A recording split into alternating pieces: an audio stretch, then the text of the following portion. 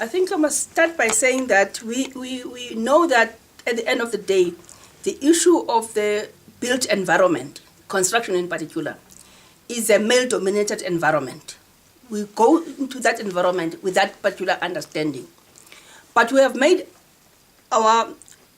it clear as a department that we'll make sure that women access the built environment.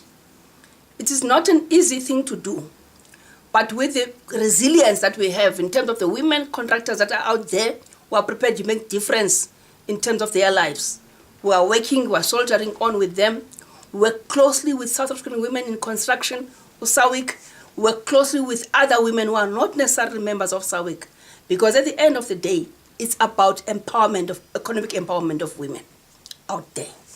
But what we want an assurance from women that as we build these houses and assist them, that we are not going to get shoddy work. Parliament, that I've noticed that the houses that are built by the women are the most beautiful houses that I've ever seen. But what I want to raise the issue of a challenge is around the access to finance. You must remember, for building of houses, you must also have financial muscle. Yes, we have nature, who will help the emerging market in terms of housing, but it just is not enough. I think if we could have funding, particularly for those up-and-coming emerging contractors, they can have funding of their own to assist the people who are not necessarily want to be builders of houses as such, but they want to put bread on the table, and they are members of this SAWIC. One of the things that is very, very important is human settlements we have done. We have said 30% of our projects should go to women contractors, and we have instructed all provinces to do. And in August, we hand over 60 of those houses to women, to vulnerable women. Normally, people, sheltered households, elderly people, or sick people. But those houses are built by women contractors. And as I have said, those women must not only build houses.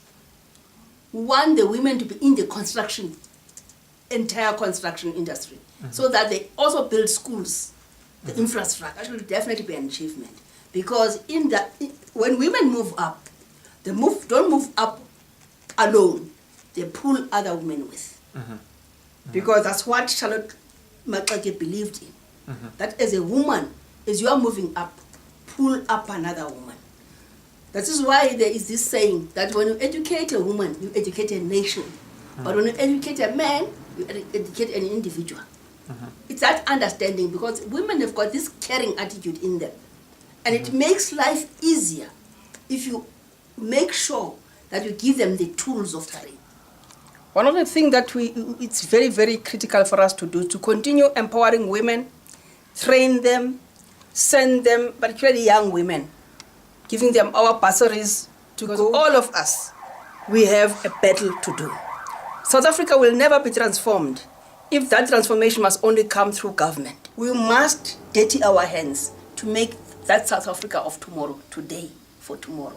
All of us, irrespective, in whatever way, from all walks of life. That the reason for us to go forward are these particular moments where you definitely need to engage with communities and be there and understand their cries and understand their fears.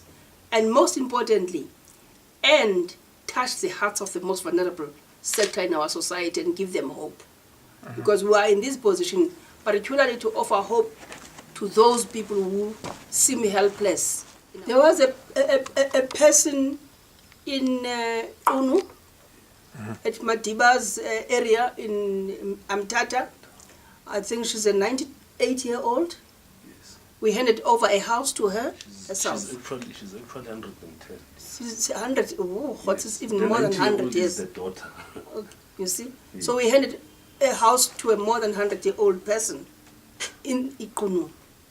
A person who was actually castigated by her own community because she could not bear children.